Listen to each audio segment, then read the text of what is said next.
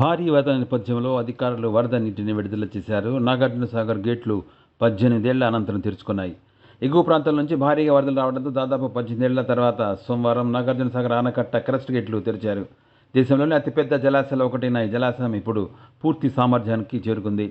తెలంగాణ నీటిపారుదల శాఖ మంత్రి ఎన్ ఉత్తమ్ కుమార్ రెడ్డి, రోడ్లు భవనాల మంత్రి అడ్లూరి లక్ష్మణ్ కుమార్ సీనియర్ నీటిపారుదల శాఖ అధికారులతో కలిసి ఉత్సవ గేట్ ప్రారంభోత్సవాన్ని నిర్వహించారు. రిజర్వాయర్ భద్రత, నీటి సమతుల్యతను కాపాడుకోవడానికి ముందు జాగ్రత్తగా వారు మిగులు వరద నీటిని దిగువ ప్రాంతాలకు విడుదల చేస్తున్నారు. కృష్ణాలో దిగు బహుళ గేట్ల ద్వారా నీటిని విడుదల చేస్తున్నట్టు అధికారులు నిర్ధారించారు. అవసరమైన జాగ్రత్తలు తీసుకోవాలని దిగువ గ్రామాలను అప్రమత్తం చేశారు. यूज्ड को पेश करते हैं हैदराबाद होम अप्लायंसेज।